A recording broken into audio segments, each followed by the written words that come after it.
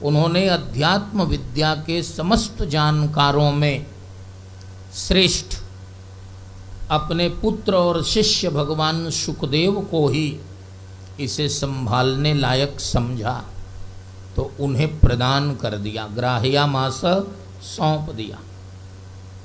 भगवान शुकदेव ने देखा कि मेरे पिताजी ने, मेरे गुरुजी ने इतना बड़ा दायित्व दे दिया, अब ये जिम्मेवारी और ऊपर हो गई। ये संसार के उपकार के लिए उन्होंने बनाया है और मुझे दे दिया है।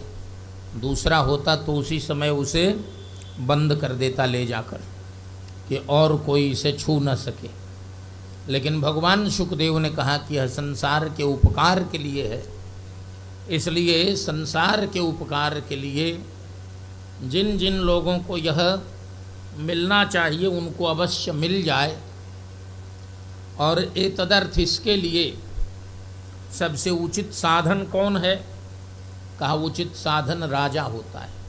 जो वस्तु राज्य को दे दी जाती है, वह स्टेट को दे दी जाती है, वह वस्तु पूरे राज्य की हो जाती है, पब्लिक हो जाती है। तो ऐसी स्थिति में सतु संश्रावयामास महाराजम परीक्षितम, उन्होंने परीक्षित जी को ले जाकर सुना दिया, राजा को सौंप दी।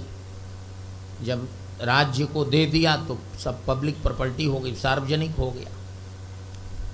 अब प्रश्न आ गया कि यहाँ तो वार्ड का मेंबर कोई निर्वाचित हो जाए तो कथा में बैठने की फुर्सत उसको नहीं होगी, और काम करने के लिए फुर्सत रहेगी, लेकिन अब उसकी प्रेस्टीज है, कथा में क्यों बैठे। और यहाँ महाराजम परीक्षितम, चक्रवर्ती महाराज राजाधिराज परीक्षित जी को उन्होंने सुनाया। उन्होंने बैठ कर सुना, उनको काम नहीं था क्या, इधर से इन लोगों के आने का रास्ता थोड़ा सा बना दिया जाए, इधर से ही, और इधर ही अब आप लोग बैठिएगा, उधर हमारे गुरुजी को अब कठिनाई होगी, है ना। तो मैंने कहा था, लेकिन उनको आराम है, उनके मित्र श्री झा जी हैं और दोनों लोग आपस में मिलते भी हैं और उनका बड़ा स्नेह है।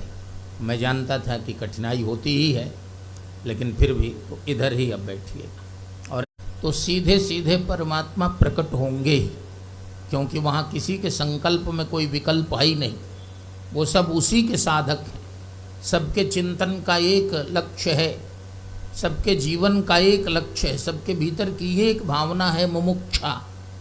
वो मोक्ष की इच्छा से ही शरीर धारण करते हैं, संसार में आते हैं। तो परितम परमर्श भी है।